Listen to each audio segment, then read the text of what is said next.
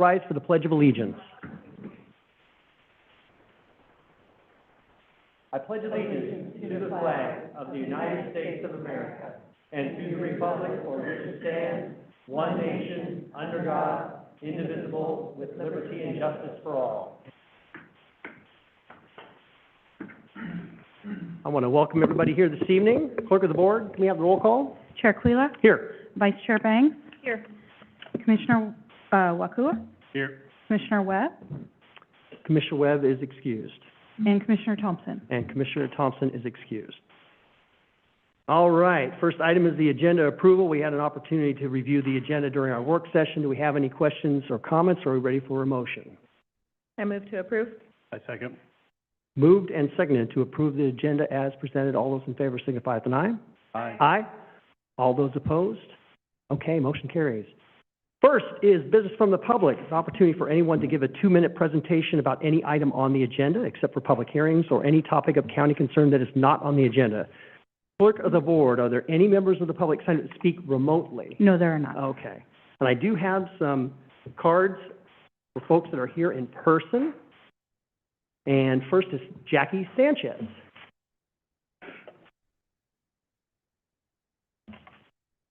Yes. Welcome, Jackie. Can you hear me? Okay. Chair and Commissioners, my name is Jackie Sanchez, and I am here on behalf of Safe Water Strong Smiles, the campaign working to preserve community water fluoridation in Warrenton.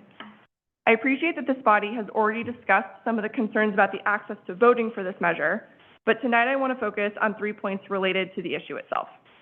First, community water fluoridation should not be a political question. It is a long-standing, evidence-based public health measure that prevents tooth decay, reduces infection, and most importantly, protects everyone, especially children and seniors. Major medical and dental organizations across Oregon recommend the practice because the data is clear. It is safe, effective, and cost-efficient. As county leaders representing all residents, supporting proven public health measures aligns directly with your responsibility to promote community well-being. Second, this conversation does not stop at one city's boundaries because public health infrastructure is interconnected. If fluoridation is rolled back in one jurisdiction, it sets precedent and creates momentum for similar efforts elsewhere. Therefore, this measure should not be considered as just affecting Warrenton, but also potentially the other fluoridated areas of the county. The Commission's position here would signal whether evidence-based public health policy remains a county-wide standard or becomes subject to further fragmentation. Third, and most importantly, this moment highlights the broader challenge that public health decisions are increasingly becoming politicized. For example, just last week, the Oregon Health Authority confirmed a measles outbreak here in the state. Measles is preventable. Vaccination as an effective prevention measure is well established. Yet across the country, we are seeing local governments reconsidering settled public health practice that makes a measles outbreak like this possible. As the local public health authority, how will the county respond when established potentially life-saving health measures are questioned? How will you protect residents when science becomes further entangled in politics? I urge the Commission to publicly affirm its support for evidence-based public health practices, including community water fluoridation, and to clarify how the county intends to uphold its public health responsibilities moving forward. Thank you for your time. Thank you very much, Jackie. And could you state your address real quickly for the record, too? Sorry. We live in Warrenton, so 33032 Pacific Bellevue Lane in Warrenton. Thank you very much. Thank you. And then next is Mary Ang. Mary?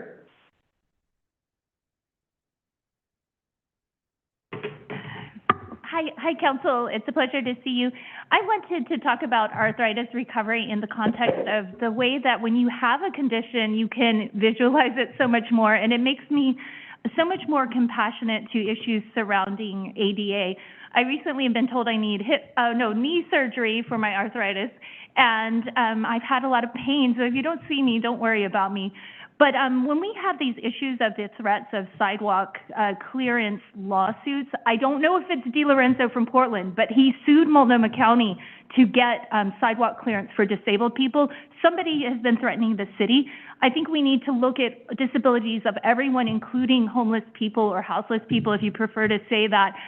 There are people I know who are skipping surgery because they have nowhere safe to recuperate. They often have debilitating conditions that leave them really in a state of nowhere to go, especially when you count the number of CMH trespasses that are often put on disabled homeless people. So I think a lot of the stereotypes I see on Facebook that slur the homeless, implying that they're lazy or that they don't want to work, sometimes they are high functioning or masking their pain. They're taking acetaminophen, medical cannabis, different things to help with the pain. But we also have an epidemic of invisible disabilities, which could include veteran PTSD as well as rape crisis. We have a lot of DV in the community, and people are often in a very traumatized state. So I want you to continue to have compassion and not only look at physical disabilities, but when we have dialogue surrounding our progress into transitional housing, that we implement safe shelters, ADA awareness, and awareness for DV issues, child abuse issues, and safe sidewalks for everyone. I know I've taken some really bad spills out there, which might have worsened my arthritis, but I'm very happy to have great health care on the way. So it's great to see you, and thank you for your service. And thank you, Mary. Did you state your address too? Could you? P.O. Box P.O. 12. P.O. Box 12? Yeah, thank you, Mary.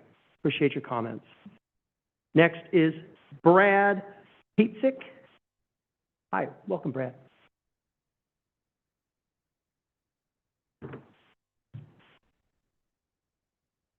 Good afternoon, Commissioners. My name is Brad Pietzig. I live in District 1 at 529 Clascanine, Astoria.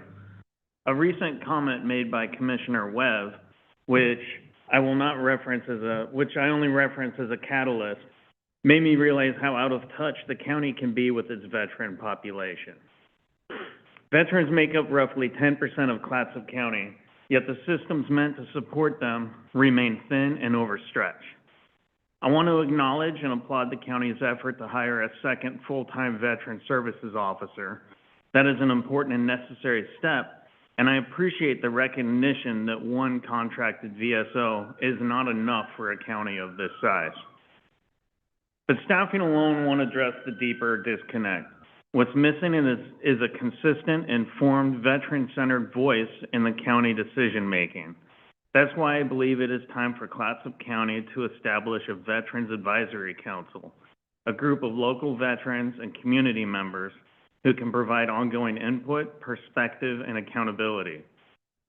I want to express my interest in helping organize and stand up such a council. While I would not serve as a member myself, I am well connected within the veteran community and can help identify strong candidates who would bring grounded, thoughtful leadership to the table. I want to thank you for your time and for your continued efforts to support the veterans of Clatsop County. Thank you. Thank you, Brad. Appreciate all you're doing. And I do think we're going to have an update at our next work session about the VSO recruitment. Am I correct? Yes, it's on March 4th, Chair. March 4th. Okay, great. Thank you, Brad.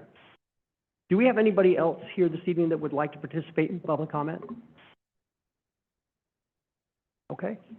We'll go ahead and close the public comment at this time and move on to the consent calendar. We've had opportunity to review the consent calendar. Do we have any questions or comments? I move to approve. Second. Moved and seconded to approve the consent calendar as presented. All those in favor signify with an aye. Aye. Aye. All those opposed? Okay, motion carries. We'll move to Commissioner reports and Commissioner Wakua. Let's see, what do I have? So not a whole lot of updates since the last meeting. We did establish some appointments for my liaisons, which is the FCC is having their quarterly meeting on March 6th. The Property Values Appeal Board is set for March 17th.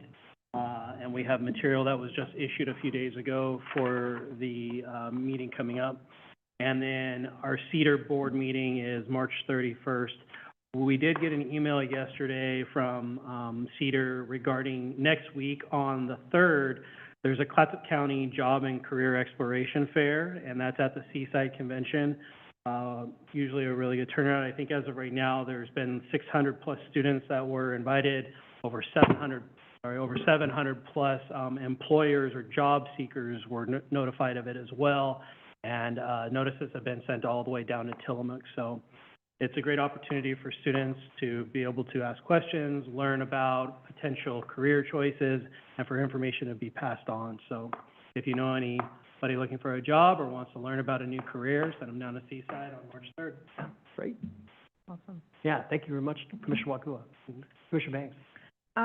So last week I attended the Oregon Logging Conference and was able to give a brief presentation regarding the importance of sustainable logging and the fiscal impacts it has on community, just utilizing the multiple slide decks and other paraphernalia that our county has presented over the past few years.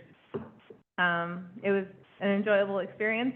It was my first public speaking, like, true engagement, so I just pretended that they were all high school students. And it was okay. It was okay. So yeah, that was a lot of fun. And then I followed that with going to ODF&W and testifying in support of our Crab Association. And really good news, I think, for our crabbing industry was that the petition was denied. I just want to make note, a lot of context was missing in the newspaper just regarding how those commissioners got to that decision. And I will say, I was very impressed with their conversation.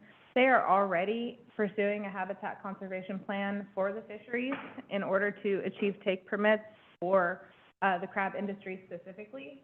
And so they've already got a very adaptive process for our Oregon crab fisheries. And so I support them continuing along that process without outside interference from another state. And so it was just a very good dialogue to listen to, and I was very impressed.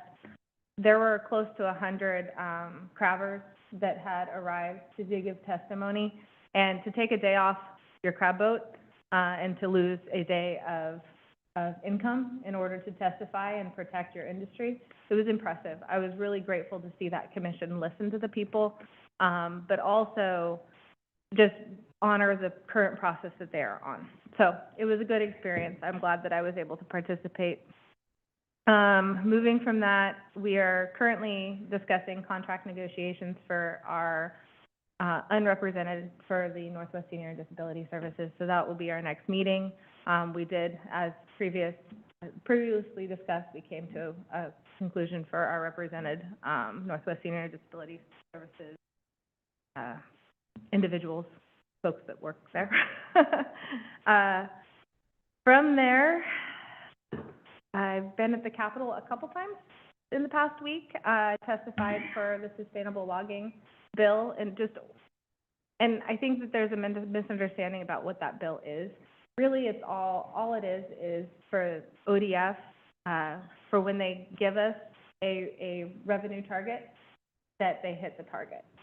And that it's not missed by 10 million board feet, which would be very detrimental to a number of small taxing district budgets if the target was missed. And so all that discussion is not to yes, no to logging. It is just do what you tell us so that we don't have to adjust our budgets after June. And so that was a good experience. From there, it's been National FFA Week, and so I hope that some folks from the community have seen some goats running around and made some good donations to our FFA students. And yeah, was able to go to the Astoria Warrenton Chamber, and I'll let you both discuss those adventures, but it was a nice reminder for me to celebrate the last few years of accomplishments that we have done in so many different fields. And housing, for me, is probably housing and childcare are my highlights. So anyhow, thank you. Oh, well, yeah, there's not a lot of wins there. No, thank you much. Thank you very much, Commissioner Banks. And I think the ODFW meeting was impressive for many different things, but to get 100, which are independent contractors, each one of these crabbers work, on their own, to get solidarity from them to all show up at this meeting is really impressive during the middle of crab season. So, yeah, I know that Kurt England spoke on behalf of England Marine and also on behalf of the industry and did a very, very good job, and obviously was impactful, and they listened. So that's great news. Since our last meeting, Northwest Oregon Housing Authority met. Obviously, the Owens Adair 2 is a big project, and they're finishing that up. But I think the big question is Owens Adair 1 really needs a lot of work. I mean, that facility is in tough shape, and they're certainly going to need to make an investment in order to bring that up to standard as they bring the new one online. Baker Building, we had the grand opening last Friday. Beautiful facility, huge rooms, good turnout afterwards to kind of celebrate the cutting of the ribbon on the new facility. And Monica was there on behalf of the county, wrote a very nice speech for me that I was able to give and take credit for all of the great work that the county did in partnering with CBH and with Class Up Community Action.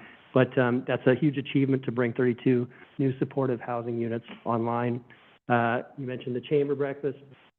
Well attended. I heard from David Reed that those were Betsy Johnson numbers that we had of folks showing up to hear the State of the County address, which, Cool. yeah, I appreciated it. But again, there is a lot to celebrate. We have done a lot in the last 7 years, talking about all the progress we've made on our strategic plan when we first started formulating it back in 2020 to where we are now. Just a lot of achievement, and it was kind of fun to kind of relive all of that, but then also to look ahead to 2026 and our big goals with housing, with economic development, and of course 911 consolidation. Sheriff's here. We just got a tour of the courthouse and the improvements at the courthouse. You know, there's just so much more to do with public safety. That is the biggest chunk of our general fund, and we want to make sure that we're doing something countywide that's going to be meaningful and long-lasting. Certainly, the status quo, we can keep doing that for 911 consolidation, but it's going to be a failure in most cases. We've had 30 years of hearing these stories where folks aren't able to communicate from South County to North County, and people in the article talking about using their cell phones rather than using their radio. And that's a problem. We've got to be able to fix that. So I'm pleased that we're going to have this all-electeds meeting in March, bring all the cities together, all the rural law enforcement and fire departments together, and talk about what is the strategy going forward? How are we going to fix this and make it something that's long-term? I think that's all I have. You'll talk maybe a little bit about the TLT, because we did have some good news about the transient lodging tax legislation. Chair Manager. Chair Creel, members of the board. I'll talk about TLT, and I'll do it in the context of the fact that, as you know, we're in the middle of the budget process, and you know, nothing has really changed. It's going to be a status quo budget for the most part. There are a few things that, you know, we are going to need to talk about investing in, so we'll identify those for the board. But just as one example, it's going to be time to update the strategic plan in 27, sometime in the 27 calendar year. And I'm envisioning a little bit of a broader process that includes looking at the demographic information trends, and just kind of creating that baseline year, which is what we did back in 2020. And it's been a great plan. We've accomplished a lot, but it'll be time to kind of refresh that. So that's one aspect. The TLT obviously has been an important part of what is going to provide some of that stability moving forward, which means really just having them pay for some of the impacts on our public safety system. As Chair mentioned, it's, you know, over 50% of our general fund goes into public safety. And so having the tourist impacts at least be acknowledged as a revenue source is an important part. So after 2 years of advocacy, you know, the House just passed the TLT bill, which is a 50-50 split between tourism promotion and discretionary revenues for the counties.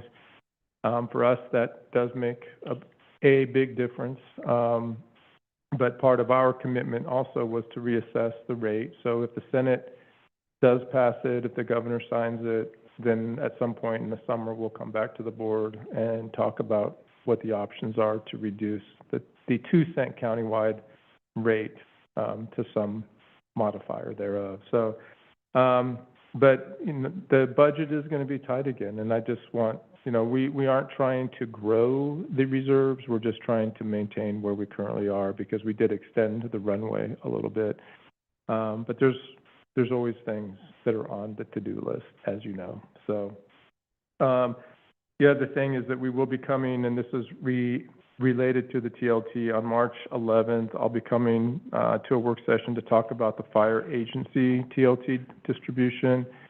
I think the first year will be a little conservative about what gets distributed. It'll be in line, though, that what was distributed as part of the ARPA distributions, and that was at a level that did have a material benefit to the rural fire agencies. And so I have talked to the fire agencies about that, and they're excited to see a more endearing process to give them additional resources because they're all really confined right now.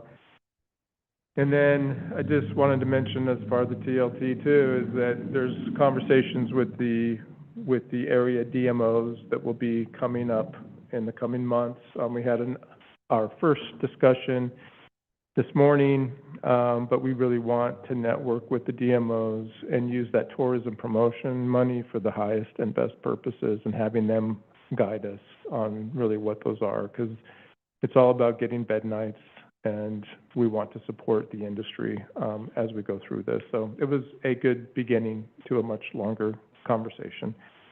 And that's all I have, Chair. Yeah, thank you, County Manager. And I will say that, the destination marketing organizations, the DMOs, were very vocal outside this community in opposition to our efforts with the transient lodging tax. But our local destination marketing, our chambers, our LCTC, they were very supportive of what we were doing. They understood what the impacts to public safety over these years has been. And I really appreciate them kind of waiting and working directly with us, because we certainly want to make them whole as well, because they do to bring people here on the off season and showcase what a beautiful area we have. And just again, we have great leadership at the Chamber of Commerce and all throughout Clatsop County when it comes to travel and to business promotion, and we want to make sure that we're doing right by them. But great job to Amanda Rapachek, our management and policy analyst, and great job to our county manager, who also went down to Salem several times on your own and met with Chair Nathanson of the Revenue Committee and really explained what the impacts of not having flexibility with the transient lodging tax really means to us. And I think that certainly is a reason why in the second session, the second opportunity, this is actually advanced out of the House and onto the Senate. I mean, that's big for something like that to happen, and it'll be very helpful to us. And I don't have anything else. Are we ready to move on to the business agenda? We'll move on to business item number 1, large county road event application for the 2026 Reach the Beach, page 64, and Gail Henriksen, our Community Development Director. Welcome. Yes, thank you. Good evening, Chair and Commissioners. The event before you tonight is one that has been held for a couple of years. Last year it came before your board as well. It's the Reach the Beach bicycle event on behalf of the American Lung Association. This year it will be held on Saturday, May 16th, with riders coming from Sauvie Island all the way to Fort Stevens. It's a one-day event. It's anticipated that there will be approximately 700 bicyclists and 20 support vehicles on the road at any given time. We do have a list of conditions that are included in Attachment C in your staff report. We are recommending that, pursuant with Clatsop County Code, Chapter 12.12, that you approve the event with the conditions in Attachment C and the requirement for a $1,500 deposit. And I'm happy to answer any questions you may have. Thank you. Okay, thank you, Gail. Do we have any questions? Commissioner Banks? No questions, just a comment. I'm wondering about these permit fees in the future and potentially just thinking about what is the impact on our rural law enforcement for things like hood to coast and whatnot, and possibly consider slight increases to the fees to offset any impacts. It's just a thought, but it's not a now thought. It's obviously for later, but it's like, Something to keep in mind. yeah. Gail? And just, to clarify a bit, when we have these large events, prior to bringing it to your board, we contact all the affected districts and ask them for an estimate. Even if they don't give us an estimate or their estimate is low, if they incur actual expenses during the event, then there's a follow-up after the event where we collect their actual costs, and then they are required to be reimbursed for the costs that they've incurred. Yeah. Commissioner Wakua? Thank you, Chair.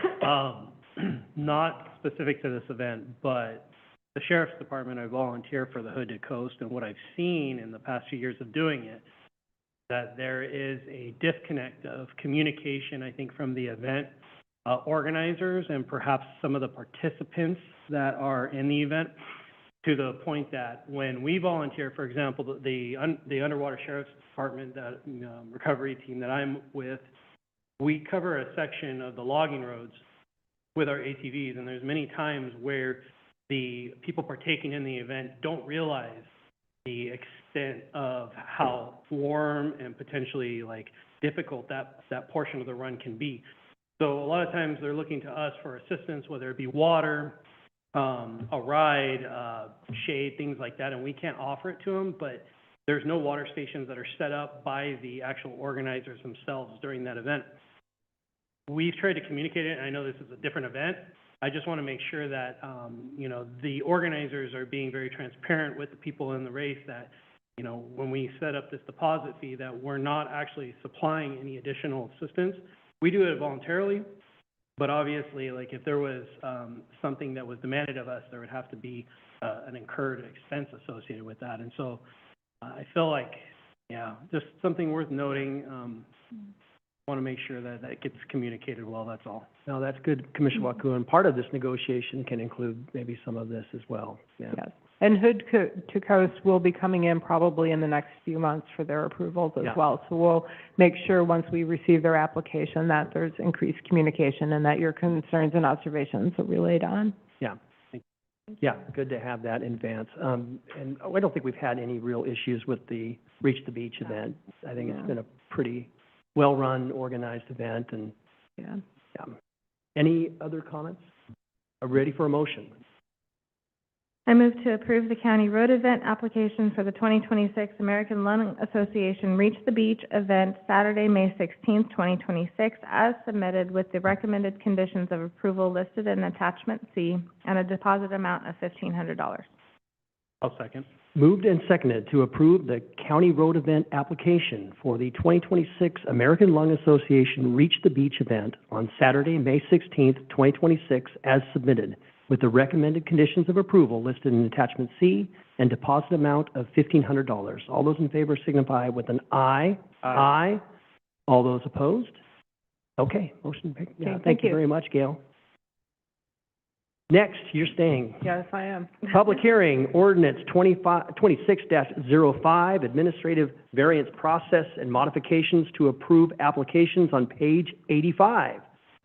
This is the time set for a public hearing on ordinance 26-05. County Council, may we have the first reading by title only? This is ordinance number 26-05 in the matter of an ordinance adopting amendments to Article 1, introductory provisions, and Article 2, procedures for land use applications of the Clatsop County Land and Water Development and Use Code to establish an administrative variance process and procedures for amending approval, permits, and conditions of approval. Thank you, County Council. And Gail Hendrickson, Community Development Director, can we have the staff report? Yes, thank you, Chair and Commissioners. This is an item that we brought before your board at a work session on January 28th. The reason that we are proposing these amendments is to create new and simpler and less expensive processes that people can use in order to get their projects through the approval process. And so when we took this to your board on January 28th, your board did not have have any recommendations at that point. We had also shopped it with the Planning Commission at their January meeting, and when we brought it back to them in February, they did recommend approval by your board, but they did make several amendments to the proposal. Those amendments are highlighted in green in the ordinance that's included in your agenda package. And what they did, the Planning Commission, is they basically increased the threshold and the amount of the maximum variance that staff could approve at the administrative level. When staff had initially drafted these, we were very conservative in our estimates and just being very cognizant that there could be potential concern in some communities throughout the county. And so we tried to veer onto the conservative side. The Planning Commission felt that giving staff more leeway would be beneficial to everybody involved. There is still a public notice process that will be part of this application, so even with the increased thresholds, there will still be a chance for public involvement. So the Planning Commission has recommended you approve it, your board, as submitted with the amendments, and staff is supportive of that, and we are here to answer any questions, and thank you for your time. Thank you, Gail. Do we have any questions at this time? No, I'm just grateful for the process. Okay. Yeah, I'll second that. I know I was speaking with county manager about that, and I think the idea of being able to modify without necessarily resubmitting is a great thing, and that's going to make a lot more convenience for people moving down the road, so thank you. Yeah. Thank you, Commissioner Wakua. We'll go ahead and open the public hearing on ordinance 26-05. Does any commissioner have a conflict of interest to report? Not seeing any. Clerk of the board, are there any members of the public signed up to speak remotely? No, there are not. All right. Are there any members of the public signed up to speak in person? No, there are not. Okay. Anyone here that would like to testify on ordinance 26-05? All right, we'll go ahead and close the public hearing on ordinance 26-05. We have a suggested motion to continue the public hearing. I move we continue the public hearing on this matter to our March 11th, 2026 meeting and conduct the second reading at that time. A second. Moved and seconded to continue the public hearing on this matter to our March 11th, 2026 meeting and conduct the second reading at that time. All those in favor signify with an aye. Aye. Aye. All those opposed? Okay, motion carries. Thank you. Thank you, Gail. Next is ordinance 26-06, ordinance amending Clatsop County Code 5.20, second reading on page 111. And this is the continuation of public hearing on ordinance 26-06. County Council, may we have the second reading by title only? This is ordinance 26-06 in the matter of an ordinance amending Clatsop County Code Section 5.20. All right. And then Kelly Breton, Health and Human Services Director, do you have any further staff report? Thank you, Chair Aquila, members of the board. I'll just clarify that this ordinance allows essentially one portion of our previous ordinance, which is no retailers within 1,000 feet of a school. We would maintain that as part of our ordinance. We would work with OHA and the Department of Revenue to ensure that no license are issued for anyone within 1,000 feet of a school, along with our own due diligence. This allows us to do the enforcement of, or inspection, not the enforcement, but the inspection, and collect revenue per inspection. Okay. That's all I Great. have. And just so everybody's clear, this is about the tobacco retail licensing and law Correct. enforcement, Clatsop County. Okay. Yes. Commissioner Banks. And I apologize, this thought just actually came to me regarding this. It's the 1,000 feet to a school, but is that also a child care facility, a private school, just any facility, recreational facility for children, or is it just the generic public school system that we're addressing? That's a great question. I can't answer that for you. I- My knowledge and assumption, county council might be able to- Just from the ordinance, it defines a school, means any public school, including any kindergarten, elementary, middle, junior high, or high school. So that's how the ordinance is. That's correct. I will also reiterate that cities have the ability to issue their own ordinance. But yeah, Oh. there have been applications that have been denied to public school, or near public schools within the last few years because of this ordinance. But there aren't a lot of opportunities.